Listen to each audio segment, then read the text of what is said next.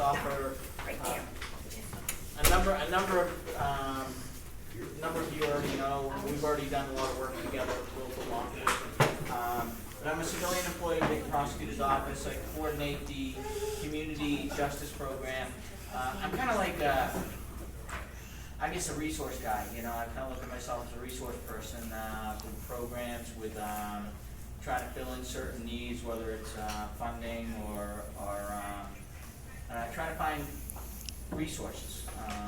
I guess some people describe me as the Radar O'Reilly of our office. I guess I don't know. I'm not as good as Radar O'Reilly was, but right, Sharon.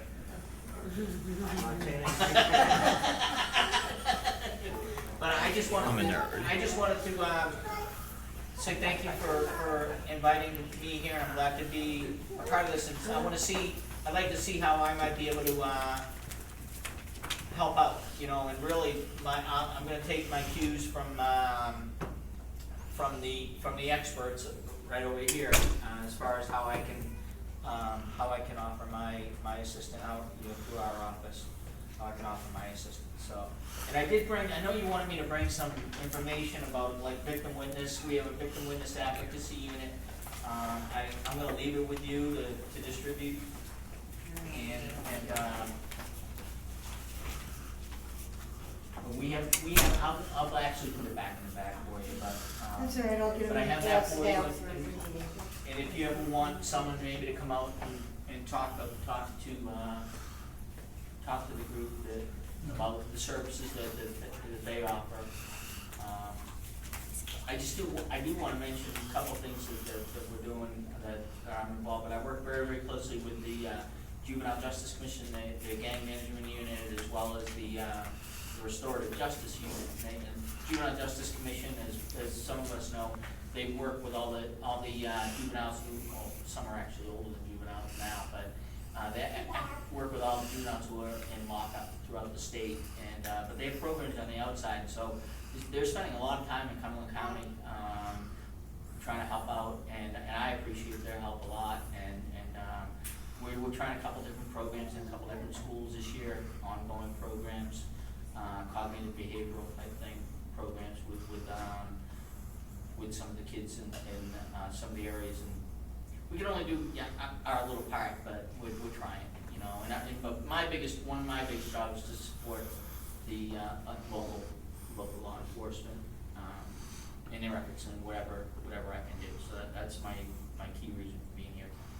But thank you very much. Thank you, Mark. Jody? Hi, everybody. I'm Captain Jody Farabella. I met some of you guys this morning, but I'll just rehash a little bit. Mark's been tremendous helping the city of Millville with, you know, he's good at getting grants and writing grants, and he assists, like he said, most of the PDs. I'm going to rehash some things that we did in the last year for the city of Millville. I think we're going in the right direction. I said it probably when I got promoted to be captain. I said Millville has some challenges, and that's what we do. In the last year, you know, we have a lot to be proud about. We started our chaplaincy program. It's worked with our juveniles and our youth, and you know, they're doing an outstanding job. I think we're up to 12 chaplains now, and kind of just give you a little history of what happens with that is when we deal with a juvenile and they're arrested and it's a first-time offense, we'll bring in the chaplain, we'll bring in the parent, we'll bring in the student, and they have to do a community service. It's something good for the community, and it's nothing that Millville done first. I mean, Violent has been doing it, but you know, I looked at it and I see it was working, so I have to, you know, you have to do things that work, and it has been. And what happens, it keeps the juvenile out of the system. The way the current system really goes is they go to Bridgeton, and it's a probational thing, and usually nothing really comes out of that, and there's no real fear of consequence. So now they have to do something a little extra. It's either work in a soup kitchen, or they have to, you know, take that graffiti off the wall, or whatever they have to do. And the chaplains, that's all they do is serve. But they're not only good for that, they're good for you know, death notifications and you know, moral support. And if, you know, a guy's going through a bad time, a crisis, they reach out and help our officers for that.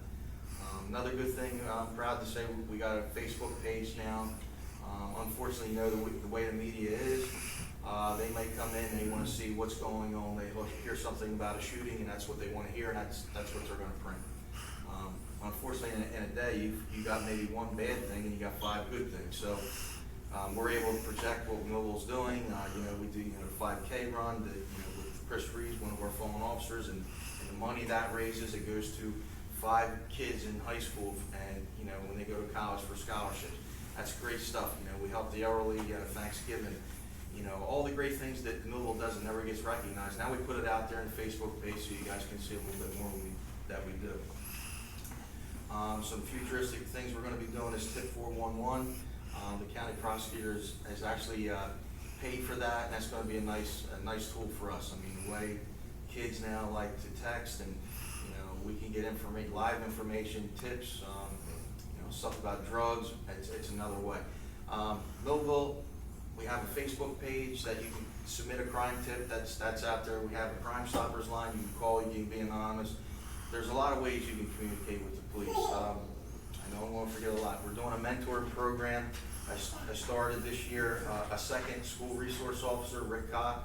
You guys don't know him, he's excellent with kids. He's always wanted to be a school resource officer, now he's got the opportunity. He's gonna wear a dual hat, he's still gonna do traffic, but he's gonna help our senior high school, Memorial High School. He's met with the principals, he's met with Dr. Gentile, and he's doing fabulous with that. So, he's also, I told him he's running with the ball I gave him, and he's doing a great job he's starting a mentor program. The schools are gonna recognize kids that may need assistance. It's gonna be on the police it's gonna be on a, what do you wanna call it, volunteer basis, but where we're gonna go out to a kid that, needs a little extra help, just go meet him while he's working, just 5-10 minutes a day, see how he's doing. I think it's gonna do wonders. We're looking at transparency. Millville Police Department, we're looking at body camera wires. 2 things are gonna come out of that. In light of what's going on around the country today, the body cameras will, show the incident as it really happens. It's gonna be good for officer safety. It's gonna turn, hopefully it's gonna make our IA complaints go down, and it's just a great tool. So, what else, Mayor? What else we doing? You covered it pretty well. But no, I really commend you guys for coming out here. Mary, you're texting me, calling me all the time. That's fine. I think what you're doing is great.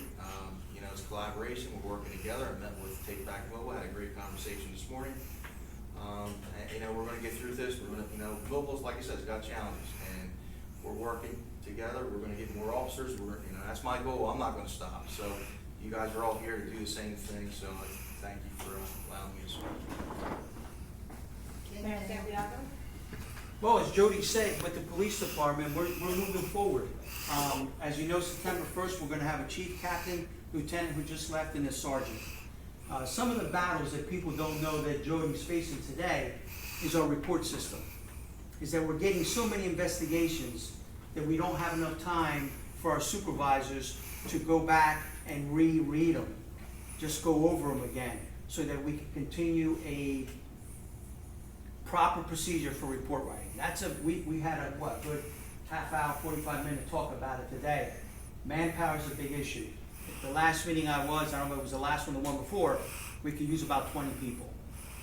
As of September 8th, we have 4 going into the academy. Right now, September 8th, we're going to have 5 going in the academy, and that sounds great, but if we get 5, that's awesome. But usually in the real world, we may get 3, because it's challenging. And they get hurt, or they just wash out, or whatever, but, we'll have 5, but in real retrospect of it, they're not going to be really good to us for a couple of years. There's a lot of training. And the 5th one, when he says the 5th one, it was someone that was in the academy and was hurt and came back to us. So he's recovered and he's ready to go back the second time. So, it's 5, but it's really 4 new guys. Within the city of Millville, I know, Mary, you've been hounding me about doing this neighborhood watch, and I think it's it's going to happen for you, because you have a captain/chief that's for it. He's looking forward to do it, he wants to do it, and he wants to cooperate with you. And I think that's a great thing. That you have Jody and the administration that he's going to have below him that's going to support. what you wanna do. I'll take any questions. You know, I have one question. This tips 411, how exactly does that work? Good question, Billy. We just got approved for the money for that. The prosecutor's office is gonna buy it. They're actually gonna come down and train the prosecutor's office on it first. Don't know really how it's gonna, because obviously I got concerns with it because, there is other departments that have it up and running and they like the tool of it, but, you know, I gotta train my department on it. I gotta find out if, you know, if I need more staffing for it because. Does it work through like text message? Yes. And you can get pulled in so many different directions with that, so I don't know how. It's a you concern have of access mine. to it. I want the tool, it's gonna, you know, give real live time information, but like you said, yes, it's like anything else, it's like the body cameras. I mean, with Oprah's going on, everybody Oprah's things, you gotta have someone who's gonna do that, and them things are running 24/7. Right. And, you know, as soon as the media know you have these things, it's gonna take one personnel to take care of that. Is this text you're talking about? Yes. Yes. Yeah, the one thing where the Bridgeton has? Yes. Yes, same thing Bridgeton City. Yeah, it is an I'm sorry if I didn't. No, go ahead, Mark, you're used to that. But yeah, I know. I'm usually about a week late. I think about things, you know, and answer about a week later. You're absolutely right. You understand me very well. It's kind of like, it's an anonymous way of providing information to the police department. Which I know, like, other big cities have done it, and like, I know, like, I would like look at Boston. I grew up in Massachusetts, so I know Boston has it, and it works. It seems to be working for them because it's an anonymous way for anyone to just provide some information, and even young, especially you might get younger, you know, kids involved because they're always on the. They're always texting, they're always on, this is the digital age, you know, so it's a good way, it's a good option, you know, for people to be able to, Bill, the get best thing information. about the upswing on this is that we're getting it for free from the prosecutor's office. Oh, sure. You know what I'm saying? That's the best thing. And if it works out for us, hey, if Yeah. it doesn't, we'll turn it back over. You know? What I'm concerned is people will confuse it for an alternative to calling They 911. could. And that's not what it's gonna be intended for. Exactly not. You're just gonna use this for intelligence purposes. Exactly. You just gotta sell it to the people the right way. Well, what I'm gonna do. If it's an emergency, you gotta call 911 or call the emergency teacher. Well, we'll put some advertising out when that happens, and we'll put it out on Facebook. Rick Cott's already been speaking to the schools about it, so, yeah, that is a concern. Because we don't want people, and even with our tips online, we don't want people doing that. And we don't wanna come to a meeting a month later and say, there's drug dealing over here, you know, we want you to call dispatch, that's what it's for, we're 24 operations, 7 operation. Tell us in real time, tell us what's going on. We always get it a few days late or a week later, and, you know, I tell people all the time, just call.